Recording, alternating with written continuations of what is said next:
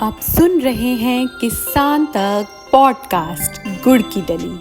हर सुबह एक मीठी बात। नमस्कार, मैं हूं सनिका और आज की मीठी बात जुड़ी है मध्य प्रदेश से। मध्य प्रदेश सरकार ने विधानसभा में बजट सत्र के दौरान किसानों को लेकर कई बड़े ऐलान किए हैं।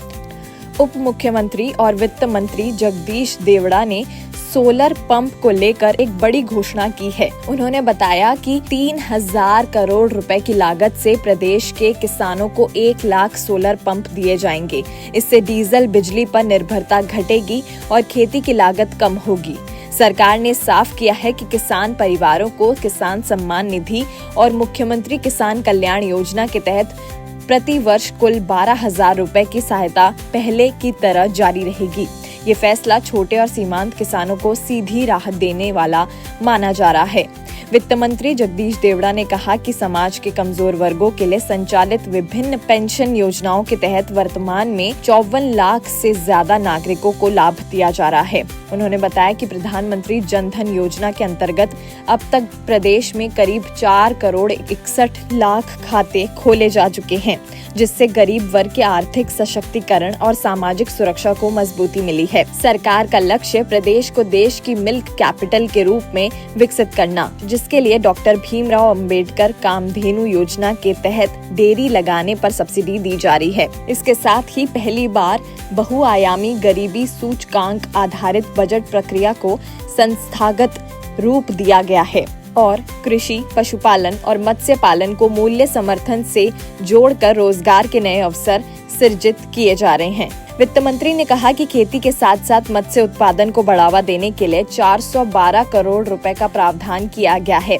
वहीं ग्रामीण कनेक्टिविटी सुधारने के लिए मुख्यमंत्री मजरा टोला सड़क योजना को मंजूरी देते हुए 21,630 करोड़ रुपए का बजट रखा गया है। लाडली बहन योजना के तहत प्रदेश में वर्तमान में लगभग 1 करोड़ 25 लाख महिलाएं पंजीकृत हैं, जो इसे राज्य की सबसे बड़ी महिला कल्याण योजनाओं में शामिल करती है।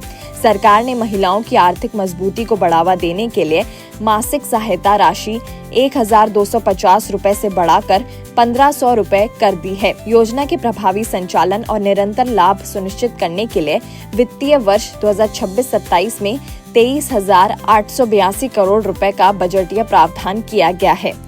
बजट 2026-27 में बच्चों के पोषण को मजबूत करने के लिए यशोदा दुग्ध प्रदाय योजना की घोषणा की गई है। इसके तहत कक्षा 8 तक के विद्यार्थियों को टेट्रा पैक में दूध उपलब्ध कराया जाएगा। साल 2026-27 में लगभग 80 लाख बच्चों को इसका लाभ देने का लक्ष्य है, जिसके लिए बजट में 700 करोड़ रुपए का प्रावधान किया गया है। पंचायत और ग्रामीण विकास के लिए 40,062 करोड़ रुपए का प्रावधान किया गया है। प्रधानमंत्री आवास योजना के लिए 6,850 करोड़ रुपए रखे गए हैं, जिससे ग्रामीण इलाकों में पक्के मकानों का सपना पूरा होगा। मध्य प्रदेश के इस बजट में सरकार ने खेती, सिंचाई, ग्रामीण ढांचे, किसान आय बढ़ाने को प्राथमिकता दी है। सोलर पंप, सीधी आर्थिक मदद और ग्रामीण निवेश के जरिए सरकार ने साफ संकेत दिया है कि आने वाले सालों में प्रदेश की कृषि अर्थव्यवस्था को नई दिशा देने की कोशिश की जा रही है। बजट 2026-27 में मध्य प्रदेश सरकार ने कृषि और पशुपालन क्षेत्र को बड़ी प्राथमिकता देते हुए मजबूत वित्तीय सहारा देने का ऐलान किया है। बजट में कृषि और इससे जुड़े क्षेत्रों के लिए 88,910 करोड़ रुपए और पशुपालन के लिए 2,364 करोड़ रुपए का प्रावधान किया गया है। यानी कृषि पशुपालन का कुल बजट 91,274 करोड़ रुपए तय है। इसके साथ ही गैर बजटीय संसाधनों को शामिल करते हुए साल 2026-27 में किसानों के लिए उपलब्ध कुल वित्तीय सहायता बढ़कर लगभग 1,15,000 करोड़ रुपए तक पहुंचने का अनुमान है, जिससे खेती, पशुपालन और ग्रामीण अर्थव्यवस्था को नई मजबूती मिलने की उम्मीद जताई जा रही है। ऐसी और राहत भरी खबरों के लिए सुनते रहिए हमारे खास पॉडकास्ट गुड़ की डली।